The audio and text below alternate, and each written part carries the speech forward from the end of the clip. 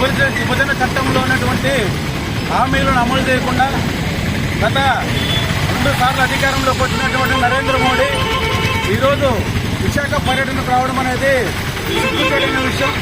విభజన చట్టంలో పొందుపరిచినటువంటి హామీలలో కడప జిల్లాలో ఉక్కు పరిశ్రమ ఏర్పాటు చేయాలి, విశాఖ స్టీల్ ప్లాంట్ ప్రైవేట్ పరంగా చేయకుండా ఉండాలా, అదేవిధంగా రాయలసీమకు ప్రత్యేక ప్యాకేజ్ ఇవ్వాలా, ఏపీకి ప్రత్యేక హోదా ఇవ్వాలని చెప్పేసి కూడా విభజన చట్టంలో హామీలు పొందుపరచడం జరిగింది.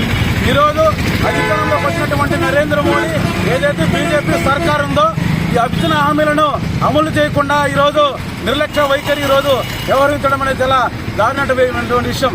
ఈరోజు కడప జిల్లాలో ఉక్కు పరిశ్రమ ఏర్పాటైతే ప్రత్యక్షంగా పరోక్షంగా లక్షలాది మంది నిరుద్యోగ యువకులకు ఉద్యోగ అవకాశాలు వస్తాయి, చదువుకున్నటువంటి నిరుద్యోగులకు ఉద్యోగ అవకాశాలు వస్తాయి.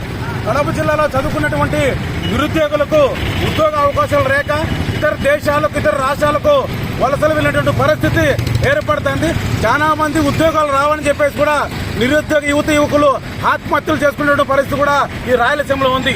ఇప్పటికే కేంద్రంలో ఉన్నటువంటి బీజేపీని అదేవిధంగా ప్రధానమంత్రి నరేంద్ర మోడీని ఒకటి అడుగుతున్నాం.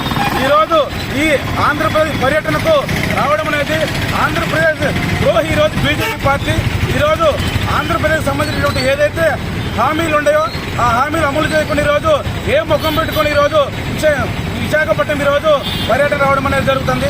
ఇప్పటికైనా విభజన చట్టంలో ఉన్నటువంటి హామీలు అమలు చేయాలా, కడప జిల్లాలో ఉక్కు పరిశ్రమ ఏర్పాటు చేయాలా, ఈ రాష్ట్రానికి ప్రత్యేక హోదా ఇవ్వాలా, రాయలసీమకు ప్రత్యేక ప్యాకేజీ ఇవ్వాలా, విశాఖ రైలు ఉద్యోగం ఇవ్వాలని చెప్పేసి కూడా డిమాండ్ చేస్తున్నాం. లేని పక్షంలో డివైఎఫ్ఐ యువజన సంఘం ఆధ్వర్యంలో రాష్ట్ర వ్యాప్తంగా పెద్ద ఎత్తున ఆందోళన పోరాటాన్ని చేపడతామని చెప్పేసి కూడా ఈరోజు తెలియజేస్తున్నాం. చిన్ని డివైఎఫ్ఐ జిల్లా అధ్యక్షులు బద్వేల్.